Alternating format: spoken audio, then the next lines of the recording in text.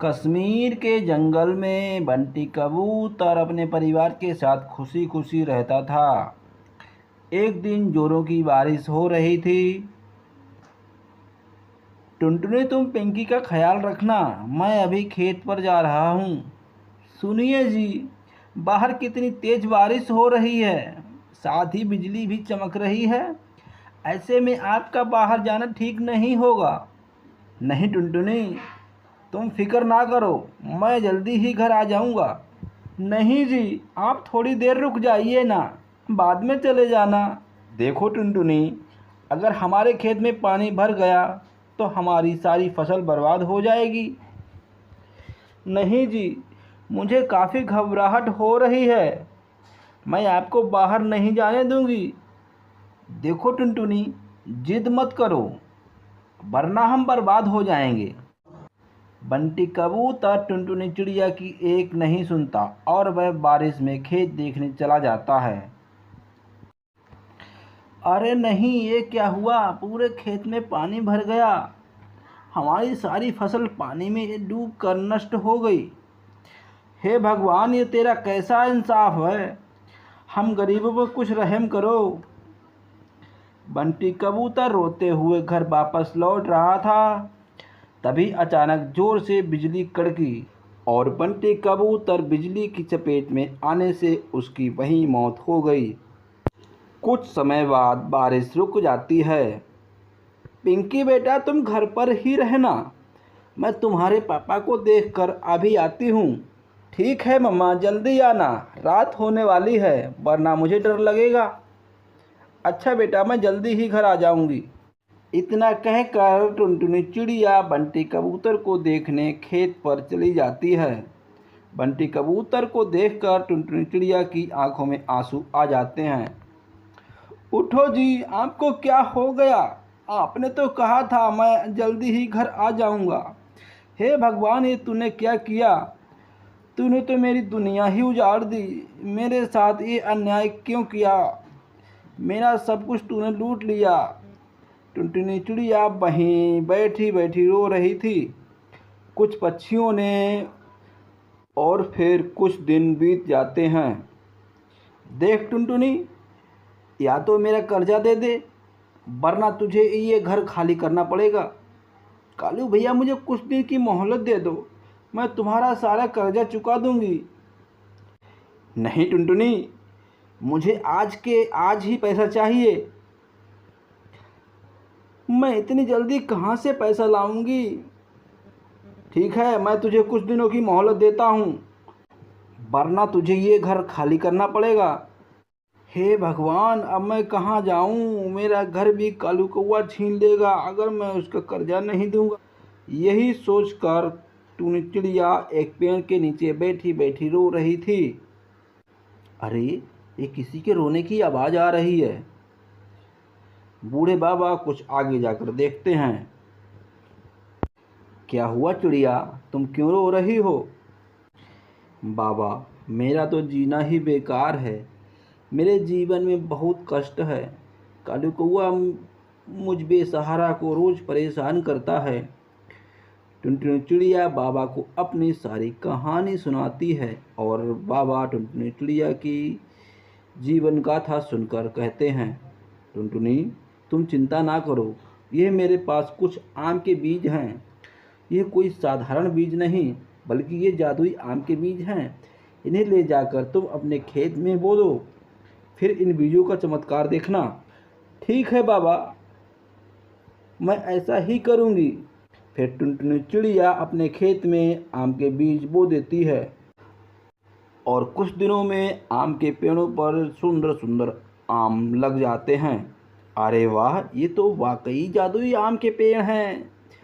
अब इन आमों को बेचकर मैं कालू कौआ का सारा कर्जा चुका दूंगी। थक गई हैं, हमें उनकी कुछ मदद करनी चाहिए। हाँ चिंकी बहन, मगर हम क्या करें ताकि मम्मा की मदद हो सके? हाँ याद आया, घर में भोजन कम होने के कारण मम्मा कुछ परेशान हैं। क्यों ना हम भोजन इकट्ठा करने में उनकी मदद करें। यही सोचकर वे दोनों घर से भोजन की तलाश में जंगल की तरफ चली जाती हैं। अरे चिंकी बहन, वो देखो कितने सुंदर फल दिखाई पड़ रहे हैं। हाँ मिंकी बहन, वह कोई बाग दिखाई पड़ रहा है। फिर दोनों बाग की तरफ चले जाते हैं। अरे चिंकी बहन, इस बाग में कितने सुंदर और रसीले आम हैं। चलो फिर हम आम तोड़ कर लाते हैं। अगर हम आम चुराते हुए पकड़े गए तो कालू कौआ हमारा मार मार कर थोबड़ा लाल कर देगा। मगर दीदी, कालू कौआ तो अभी सो रहा है ना, उसे कैसे पता चलेगा कि आम किसने चुराए हैं। फिर दोनों बहनें आपस में ठहाके मारकर हंसने लगीं। फिर वे दोनों एक एक आम चुरा कर भाग जाती हैं। आज तो बहुत सो लिया। अरे मेरे आम कहाँ गए? लगता है कोई तोड़ कर ले गया। देखता हूँ उस चोर को, देखता हूँ आज कैसे आम चुरा के ले जाता है। मैं उस पेड़ के पीछे छुप जाता हूँ। और फिर कालू कौआ वहीं आम के पेड़ के पीछे छुप जाता है। चिंकी मिंकी आम के बाग में पहुँच जाती हैं। आज कालू कौआ बाग में नहीं था। यह देखकर वे दोनों खुश हो जाती हैं। देखा दीदी, हमारी किस्मत कितनी अच्छी है। आज कालू कौआ भी कहीं दिखाई नहीं दे रहा। और फिर वे दोनों एक एक आम तोड़कर जाने ही वाली होती हैं। तभी कालू कौआ उनका रास्ता रोक लेता है। आहा, तो आम चोर ये तो चिड़िया हैं, इन्हें खाने हैं मीठे मीठे आम, है ना। कालू भैया मुझे माफ़ कर दो, मैं आज के बाद आम नहीं चुराऊंगी। प्लीज़ कालू भैया मुझे जाने दो। जब तक तुम्हें आम चुराने का दंड नहीं मिलेगा तब तक तुम यहाँ से नहीं जा सकती। कालू कौआ उन दोनों चिड़ियों को एक पेड़ से बांधकर उनकी पिटाई करने लगता है। अरे आज घर में इतना सन्नाटा क्यों है? ये दोनों शैतान चिंकी मिंकी कहाँ हैं? फिर टुनटुनी चिड़िया सोचती है कि शायद वे कुछ देर में आ जाएंगी। चिंकी मिंकी घर वापस नहीं आई और फिर टूनी चिड़िया उन दोनों को ढूंढने जंगल में चली जाती है। अब मैं इन्हें कहाँ ढूंढूं? ये कहीं दिखाई नहीं दे रही। टुनटुनी चिड़िया जंगल में इधर उधर उन दोनों को ढूंढ रही थी। वहीं पास से उसे कुछ शोर सुनाई पड़ता है। अरे ये तो चिंकी मिंकी के रोने की आवाज़ है। फिर टुनटुनी चिड़िया उसी तरफ चली जाती है। तुम दोनों की ये हालत किसने की? चिंकी मिंकी ने कुछ नहीं कहा। अरे टुनटुनी बहन, तुम यहाँ क्या कर रही हो? आज तुम्हें कितने सालों के बाद देखा है। कालू भैया, क्या तुमने मेरी चिंकी मिंकी को इस पेड़ से बांध कर रखा है? क्या ये दोनों आम चोर कहीं तुम्हारी? हाँ कालू भैया, ये मेरी ही बेटी चिंकी मिंकी हैं। मगर मैंने तो इन्हें चोरी करते हुए पकड़ा है। तुम तो एक अच्छी चिड़िया थी, है ना? हाँ कालू भैया, ये दोनों बहुत शैतान हैं, मेरा कहा बिल्कुल नहीं मानते। फिर कालू कौआ उन दोनों की रस्सियाँ खोल देता है। देखो बच्चों, चोरी करना बुरी बात होती है। आज तुम्हें अपनी मम्मी से वादा करना होगा कि आज के बाद तुम कभी भी चोरी नहीं करोगी। चिंकी मिंकी को अपने आप पर शर्मिंदगी महसूस हो रही थी। मम्मी मुझे माफ़ कर दो, मैंने आपका भरोसा तोड़ा है। आज के बाद हम कभी भी चोरी नहीं करेंगे।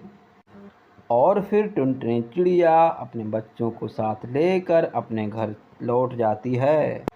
तो बच्चों, आपको हमारी कहानी कैसी लगी हमें कमेंट करके ज़रूर बताएं और हमारे चैनल को जंगल में कुछ दिनों से लगातार बारिश हो रही थी, जिसके कारण सारे जंगल में बारिश का पानी जमा होने लगा।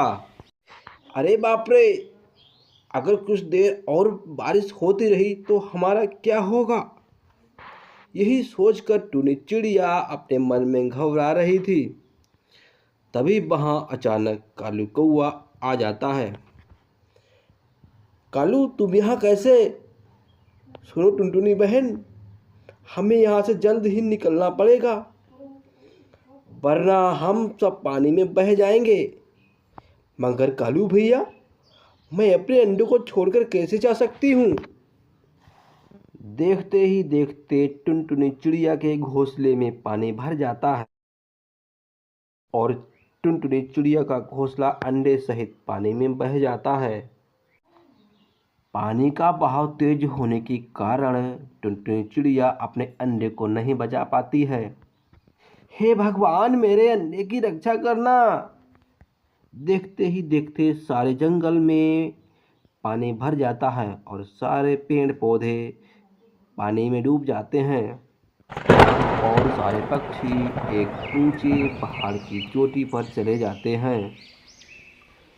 कुछ दिन बाद बारिश रुक जाती है और सारे पक्षी अपने अपने जंगल में वापस आ जाते हैं। अब हम क्या खाएंगे? यहाँ तो कोई फल दिखाई ही नहीं दे रहा। लगता है बारिश में सब कुछ नष्ट हो गया। इसी सोच में टूनी चिड़िया बैठी थी और उधर बूढ़े बाबा जंगल से भोजन लेकर अपने घर की तरफ चले आ रहे थे। तभी उनकी नज़र पेड़ के नीचे एक उदास बैठी चिड़िया पर पड़ जाती है। चिड़िया, तुम कुछ परेशान दिखाई दे रही हो। हाँ बाबा, मैं अभी अभी उस पहाड़ से आई हूँ और मैं रहने के लिए कोई घर खोज रही थी। बारिश ने हमारा घोंसला तबाह कर दिया। तभी बाबा ने कहा, तुम मेरे साथ मेरे घर में क्यों नहीं रहने लगती? अरे बाप रे बाप, इतना सुंदर घर है ना? सुंदर घर? हाँ बाबा। तुम्हें पसंद आया? हाँ बाबा। तो ठीक है, आज से यह घर तुम्हारा है। मेरा क्या, मैं तो कुछ दिन का मेहमान हूँ।